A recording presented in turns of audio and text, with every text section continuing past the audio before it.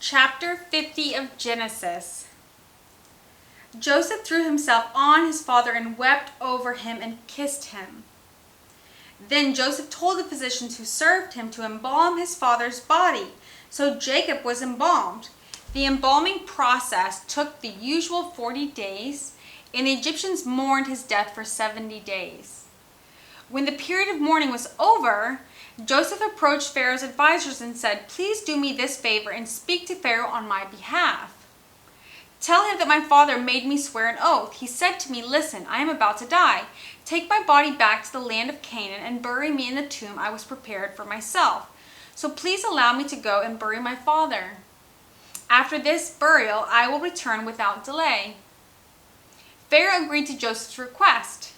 'Go and bury your father as he made you promise,' he said. So Joseph went up to bury his father. He was accompanied by all of Pharaoh's officials, all the senior members of Pharaoh's household, and all the senior officers of Egypt.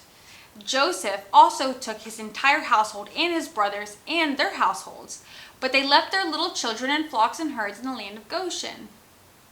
A great number of chariots and charioteers accompanied Joseph. When they arrived at the threshing floor of Atad near the Jordan River, they held a very great and solemn memorial service with a 7-day period of mourning for Joseph's father. The local residents, the Canaanites, watched the mourning at the threshing floor of Atad. Then they renamed that place, which is near the Jordan, Abel-Mizraim, for they said, "This is a place of deep mourning for these Egyptians." So Jacob's sons did as he had commanded them. They carried his body to the land of Canaan and buried him in a cave in the field of Machpelah near Mamre. This is the cave that Abraham had bought as a permanent burial site from Ephron the Hittite. After burying Jacob, Joseph returned to Egypt with his brothers and all who had accompanied him to his father's burial. But now that their father was dead, Joseph's brother became fearful. "Now Joseph will show his anger and pay us back for all the wrong we did to him," they said.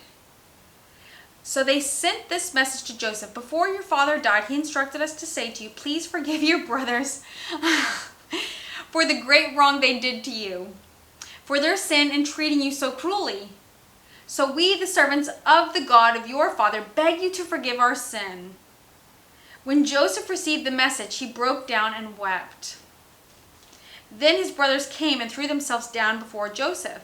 "Look, we are your slaves," they said. But Joseph replied, "Don't be afraid of me. Am I God that I can punish you?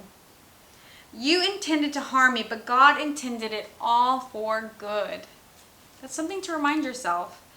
They intended it to harm him, but God intended it for good. "He brought me to this position so I could save the lives of many people. No, don't be afraid. I will continue to take care of you and your children." So he reassured them by speaking kindly to them.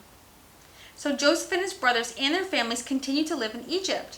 Joseph lived to the age of 110. He lived to see 3 generations of descendants of his son Ephraim, and he lived to see the birth of his children of Manasseh's son Machir, whom he claimed as his own.